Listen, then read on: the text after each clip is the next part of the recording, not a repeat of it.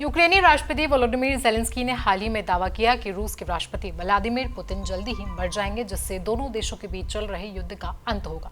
ये बयान ज़ेलेंस्की ने पेरिस में एक इंटरव्यू के दौरान दिया, जो पुतिन के स्वास्थ्य को लेकर चल रही अफवाहों के बीच आया। बुधवार को फ्रांसीसी राष्ट्रपति इमैनुअल मैक्रों के साथ बैठक के बाद ज़ेलेंस्की ने मीडिया से बात करते हुए कहा वो जल्दी ही मर जाएंगे और ये एक तथ्य है, फिर इस युद्ध का भी अंत हो जाएगा।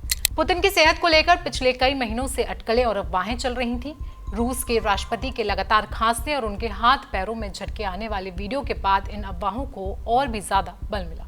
2022 में एक वीडियो सामने आया था जिसमें पुतिन अपने पूर्व रक्षा मंत्री के साथ बैठे हुए थे और इस दौरान पुतिन ने टेबल को पकड़ा हुआ था और वो कुर्सी पर काफी ज्यादा झुककर बैठे थे।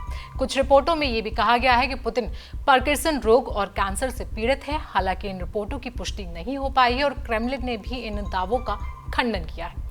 रूस यूक्रेन युद्ध के बारे में ज़ेलेंस्की ने कहा कि रूस शांति की कोशिशों के बावजूद संघर्ष को लंबा खींचना चाहता है। उन्होंने कहा रूस चाहता है कि युद्ध जारी रहे, वो इसे लंबा खींच रहे हैं। हमें रूस पर दबाव बनाना होगा ताकि युद्ध सच में समाप्त हो सके। ज़ेलेंस्की ने यह टिप्पणी उस समय की है जब रूस और यूक्रेन ने ऊर्जा ठिकानों पर 30 दिनों के लिए हमला न करने पर सहमति जताई है। यह आंशिक युद्ध विराम के लिए अमेरिका ने दोनों देशों को राजी किया था। हालांकि दोनों देशों के बीच ड्रोन हमले अभी भी जारी हैं। यूक्रेन का कहना है कि रूस ने इस हफ्ते 117 हमले किए हैं, जिसमें ज़ेलेंस्की के गृह शहर कीव पर भी हमला हुआ। दूसरी ओर रूस का कहना है कि यूक्रेन ने क्रीमिया में गैस भंडारण सुविधाओं और क्षेत्रों में ऊर्जा इंफ्रास्ट्रक्चर पर हमला करने की कोशिश की है और रूस ने 9 यूक्रेनी ड्रोन को नष्ट कर दिया है। यूक्रेनी राष्ट्रपति ज़ेलेंस्की का बयान इसलिए भी मायने रखता है क्योंकि हाल ही में दोनों देशों के बीच ब्लैक सी को लेकर भी सहमति बनी थी, जिसमें दोनों देशों ने ब्लैक सी पर हमला न करने पर बात करी। ब्लैक सी समझौते के लिए ट्रंप ने दोनों देशों को तैयार किया, लेकिन पुतिन ने इसके सामने भी एक शर्त रख दी।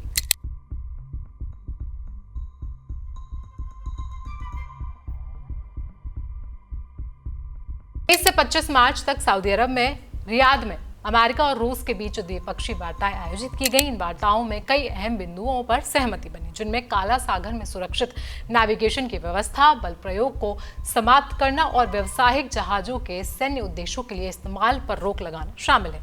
जिसके बाद अब अमेरिका रूस के कृषि और उर्वरक निर्यात को सुगम बनाने के लिए कई सहूलियतें प्रदान करेगा, जैसे समुद्री बीमा की लागतों को कम करना और रूस के बंदरगाहों और पेमेंट सिस्टम तक बेहतर पहुंच सुनिश्चित करना। ये कदम रूस के खिलाफ अमेरिका द्वारा लगाए गए प्रतिबंधों के बाद उठाए गए हैं, जिसमें पेमेंट सिस्टम बैन भी शामिल है। इस समझौते से रूस को वैश्विक बाजारों में अपनी स्थिति को फिर से मजबूत करने में मदद मिल सकती है। हालांकि यूक्रेन और रूस के बीच संघर्ष में शांति की राह अभी भी चुनौतीपूर्ण बनी हुई है।